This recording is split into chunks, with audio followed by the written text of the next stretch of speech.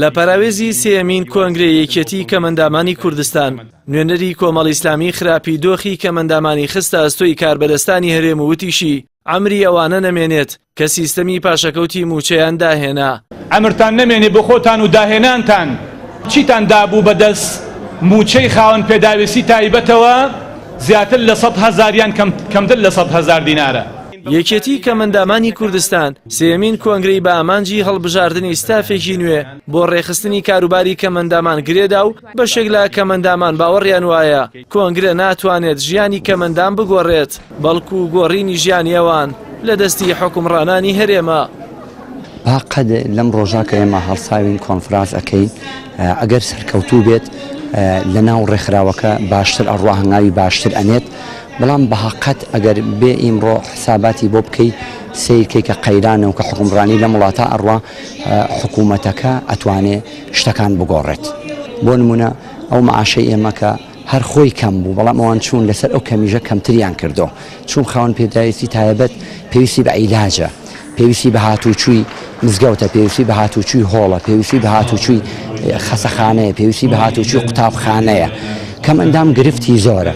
وڵی مەعاش وەرەگرین خودبەی خۆم 9,000 بەش هیچ شتێک ناکە بینەوە بە حەقی قەرزە تا ئەسا 2 مانگ 3 مانگ جار ئەمانە نییە تا ئەسا خاوەن پێداویستی تایبەتم نەمتوانیەوە ماڵ و خێزانی خۆمی پێ بەڕێوەبەر بوو بتوانم خان و ماڵی خۆمی پێ بێرم تا ئەساش خۆم هیچ شتێکم نەبووە لە بواری هیچ مادیەکەوە.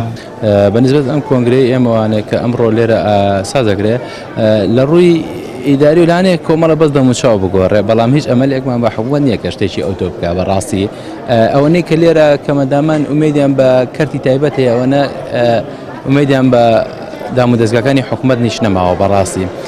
هەر 5 لاینی سەرەکی هەرێم بە فەرمی بانکهێشتی سێمین کۆنگرەی یەکێتی کەمەندامان کرابوون کەچی نە پارتی دیموکراتی کوردستان و نەبزوتنەوەی گۆڕان ئامادەی کۆنگرەکە نەبوون.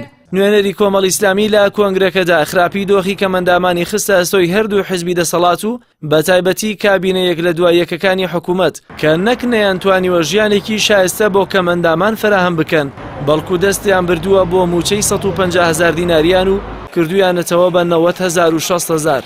فەخرەدین قادر نوێنەری کۆمەڵی ئیسلامی لە کۆنگرەی یەکێتی کەمەندامان وتی ئەمری ئەوانە نەمێنێت کە سیستەمی پاشەکەوتی موچەیان داهێنا و دەستیان بۆ قوتی کەمەندامان برد.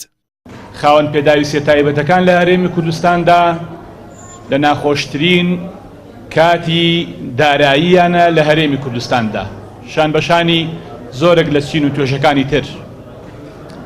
ئێمە لە ڕابردوودا بە بەردەوام پشتیوانیمان لە خاوەن پێداویستی تایبەت کردووە لە کابینەی هەشتەمی حکوومەتی هەرێمی کوردستاندا بە ڕوبەڕووبوونەوەی ئەو قەیرانە داراییەی کە ڕووی کردوتە هەرێمی کوردستان کە زۆرێکی دەستی خۆمانی تیا هەبوو واتە دەستی حیزب دەسەڵاتدارەکانی تیا هەبوو لە بێپلانی و یان نازانستی پلانی بۆ ئیدارەدانی ئەم وڵاتە هاتن چەندین کۆنگرە و کۆنفرانس و وەرکشۆپ و داوای هاوکاریکردن لە کەسانی خاوەن ئەزمون لە دەرەوە و لە ناوەوەی وڵات بۆ ئەوەی چۆن بتوانین ڕوبەڕووی ئەم قەیرانە ببینەوە. بەداخەوە دوجار دەسەڵاتدارانی هەرێمی کوردستان لە کابینەی هەشتەمی حکوومەتی هەرێمی کوردستاندا داهێنانێکی گەورەیان کرد. داهێنانەکەش ئەوە بوو سیستەمی پاشەکەوتیان دامەزراند.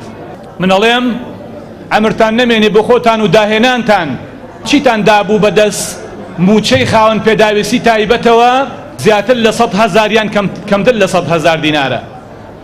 لە کوای ئەو سیستەمەیە ئەو سیستەمە چ سیستەمێکی ستەمکارە کە دەست ئەبا بۆ موچەی خاوەن پێداویستی تایبەت.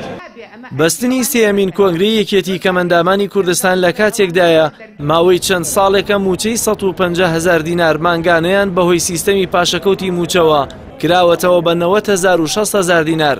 تا ئێستاش چەندین موچەیان فەوتاوە و ڕوبع موچەکەشیان بە 2 مانگ و 3 مانگ جارێک وەری دەگرن کاوەش بووەتەوە کاری سەرەکی بۆ هەڵوەشاندنەوەی چەندین خێزانی کەمەندام.